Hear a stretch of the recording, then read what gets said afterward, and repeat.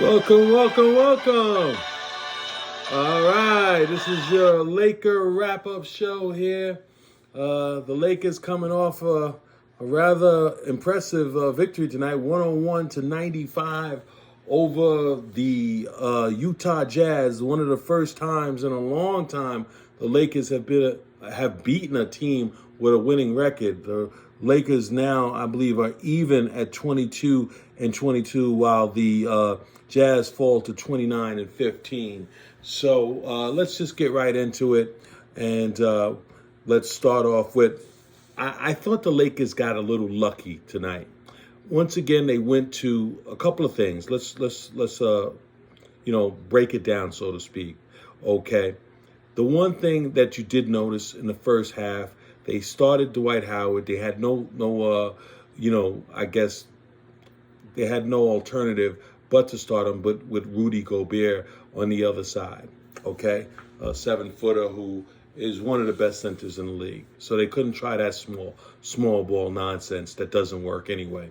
So today, and once again, let's say Happy Martin Luther King Day on this day that a man who gave so much of his life for the life that we all know, whether you're black, white, green, or yellow. So let's say thank you, Martin Luther King, Dr. Martin Luther King. And so let's just get that out of the way. So as I was saying, so they basically had to play a conventional lineup. So they did. So they with Dwight Howard, and Dwight Howard, I believe he had 8 rebounds. He didn't play a lot of minutes because, what they normally do is in the second half, they take him out of the game. So let's see, Howard had 4 points, 8 rebounds, and only played in, let's see how many minutes Dwight Howard played in. He only played in 21 minutes. So most of that coming in the first half. He might have started. I don't even think he started the second half. I'm not really quite sure. I don't remember. But 21 minutes, 12, 24. Yeah, he probably did get some burn in the second half, but very little. Okay, so that being said, the problem that I had with this game, let's take it from about the 5-minute left mark to go in the ball game.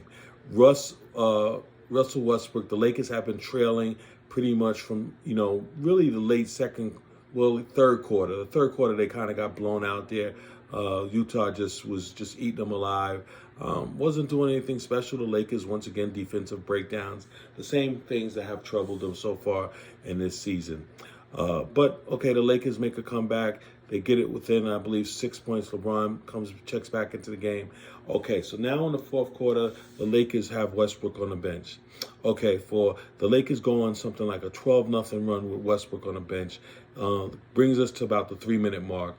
Stanley Johnson had an incredible run. Johnson came off the bench tonight. Let's see how many points he had. Johnson had, let's see, Stanley Johnson, 2. Okay, I guess I have to look over here. Okay, all right. Stanley Johnson had 15 points. He had at least 10 points in the fourth quarter alone. What happened is the same thing that happened last year in the playoffs with Utah. And Quinn Snyder, did a horrible coaching job then, and he did another horrible coaching job here. So what they did is they isolated Stanley Johnson on Gobert. And so basically, Stanley being a much quicker player was just taking him to the hole and really just hitting layups, to be honest with you. And that's what he did. He just basically beat him to the hole, hit layup after layup, playing aggressive basketball. And Rudy Gobert was afraid to come out on him. And, he was in no man's land. And basically, that was the spark that led the Lakers come back in this game.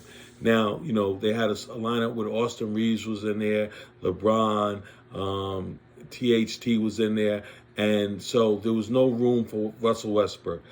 3 minutes to go in the game, they put in Russell Westbrook. He had a couple of nice plays in this game. He had one dunk, one signature dunk, but the bottom line is his plus minus was terrible as usual. I had seen a post the other day about Russell Westbrook in his last 3 games. He only had 1 turnover. But what they don't tell you is in 2 of the 3 games, not including tonight, he basically shot the ball at 14 and 16% respectively. In 2 of the 3 games, he shot 14 and 16%. There was one game, I believe the last game, he did shoot like 45%. But out of 3 games, I mean, you do the math. I mean, if you're shooting 14% from the field, I mean, there's really no place for you in the game if you want to be honest, okay? So that being said, they put him back into the lineup, and he almost cost us because he turned the ball over a few times, and basically he just doesn't fit. Let's be honest. Now he did make one nice play where he got the ball in transition, and he should have taken the ball back out, but instead he drove, got fouled, and won, and he actually made the foul shot. I'm not gonna that be like winning lotto and having a frown on your face. He did something good. Let's embrace it. But all in all, I felt that the Lakers did a couple of things wrong. Let's go to there was a point in this game where there was a deflection off what I deemed at the time the Utah player. I think it was how do you say, the European kid. Let's see how you say his name. Bogdanovich. Okay, yeah, close enough, right? Well, anyway, the ball deflects off of him. Frank Vogel was not even going to challenge it, and then LeBron James started, performing. Finally, they challenged it. The Lakers were up 6, and it was a perfect situation. Why would you care about your timeouts when you're up 6 with about a minute and a half left to play in the game? And they did challenge it finally, and the Lakers got the ball. That was a big turning point in the game, or really, icing on the cake, so to speak. But once again, it just showed you. Now, there's a couple of things that the Lakers doing wrong. Now, with the Howard situation with the pick and roll, we talked about that on the last video. And please, like and subscribe to, the post-game show for the Lakers. We'll try to give you some content every Laker game, either the night of the game or the night or the morning afterwards, because obviously the Lakers come on usually on the West Coast 10:30, 11:30. Right now, Eastern Standard Time, it's almost 2 o'clock in the morning. I'm feeling live and energetic. Sports Guru wanted to give you this right now. So therefore, okay, so normally in the last several games, one of the criticisms that I've been giving Frank Vogel in terms of his defense is that every time Howard is in a pick and roll, they switch and they allow him to switch onto the smaller player. Anyone who knows anything about basketball knows that the main way that you stop three-point shooting, and that's all they do in the NBA these days, is you must get over the screen. So what Howard needs to do is he needs to hedge, show, and then allow the person to get over the screen and then go back to the big. Every time with these mismatches is killing the Lakers. Now tonight, he did in the first half. I don't even know if he did it on purpose. I really couldn't tell, but it seemed like they at least made that adjustment. So give him credit. But the problem was when they went to the smaller lineup, LeBron James wasn't doing that. LeBron James would, as soon as Gobert would involve him in a pick and roll, he would switch to the other man. So if LeBron, obviously LeBron can probably do a decent job on Gobert, but if you got Austin Reeves, who's 40 pounds lighter, maybe even 50 pounds lighter, maybe even more than that, and gives up another 3 inches, that's a bad mismatch. That's something that you don't want. So, that's something, if they want to do this smaller lineup, you have to, you can't just switch. You have to show and avoid mismatches by staying with your man, letting whoever is in the pick and roll, involved in the pick and roll, get over the screen. It's real simple. But for whatever reason, the Lakers, Frank Vogel, who, let's face it, the guy is mindless. The guy is doing a horrific job of coaching. We mentioned this in our last video, and nothing really has changed. He didn't call a timeout to get the replay and a challenge until he was prodded by LeBron James. He went to a smaller lineup with about the entire fourth quarter, which made no sense. It made no sense. Now, he just got lucky with the Stanley Johnson situation. That Stanley Johnson was able to exploit what turned out to be a mismatch.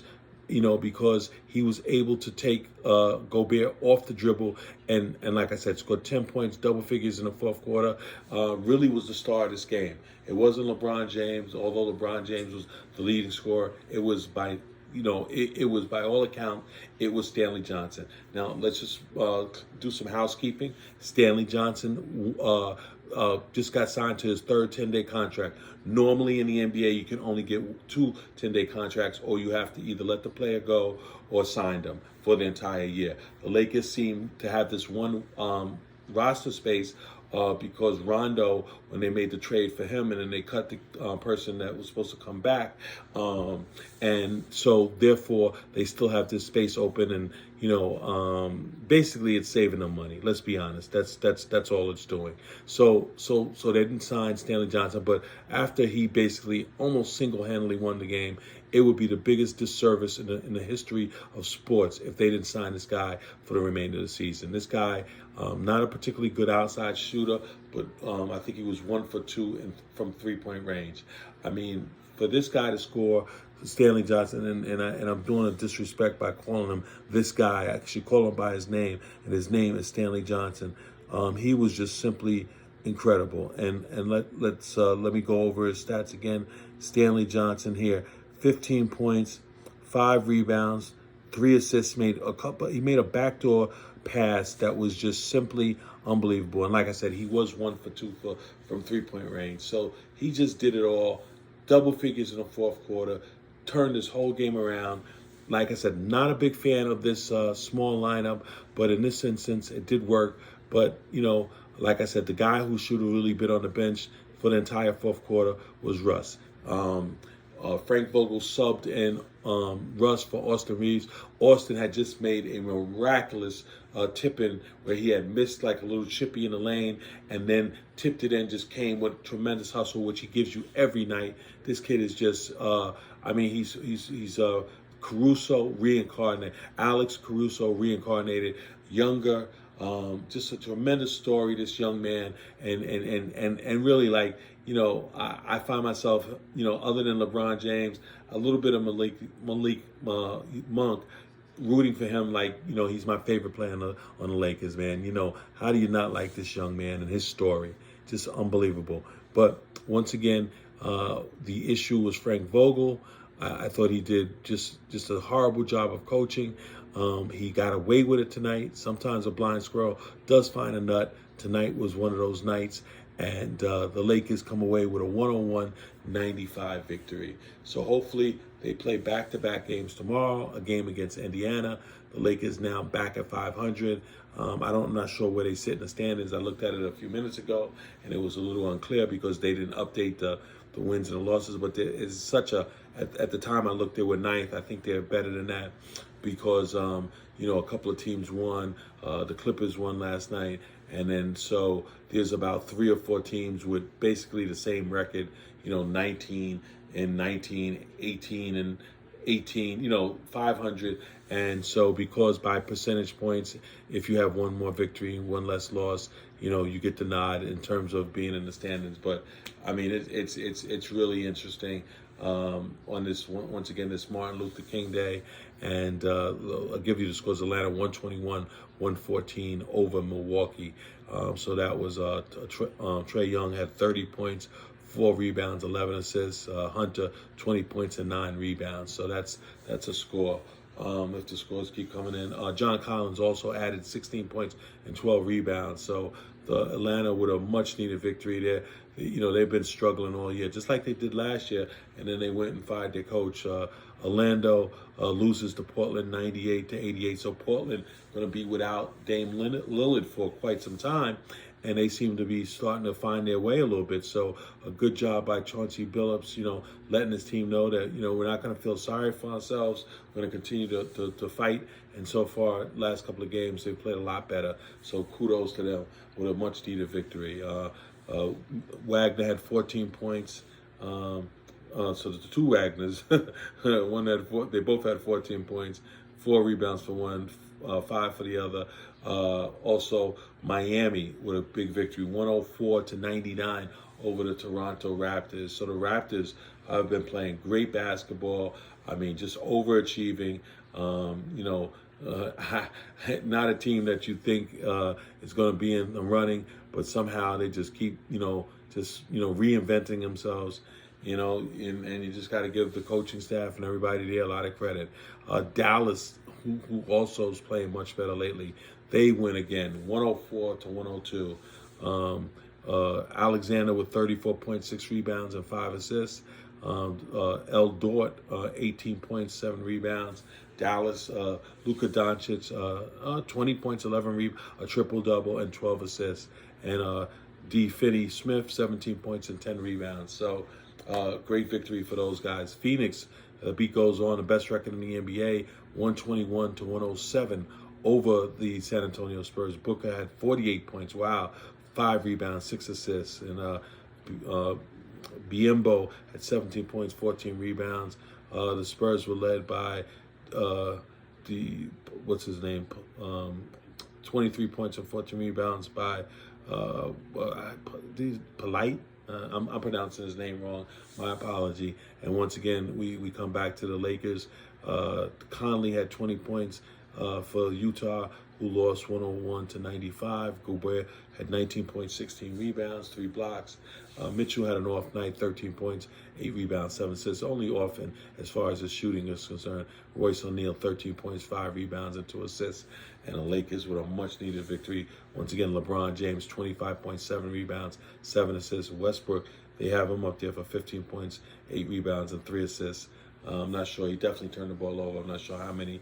But to start a game, no doubt, was Stanley Johnson with 15 points, 5 rebounds, and 3 assists. And also Malik Monk chipped in 14 points. And I believe he had 7 rebounds as well. So this has been your Laker Report. I'm DH Groove, your sports guru. We will see you tomorrow night. Thanks for joining. Hit that like and the subscribe button. And we'll keep these videos coming to you fast and furious. And shout out to my Laker Nation. And everyone stay safe.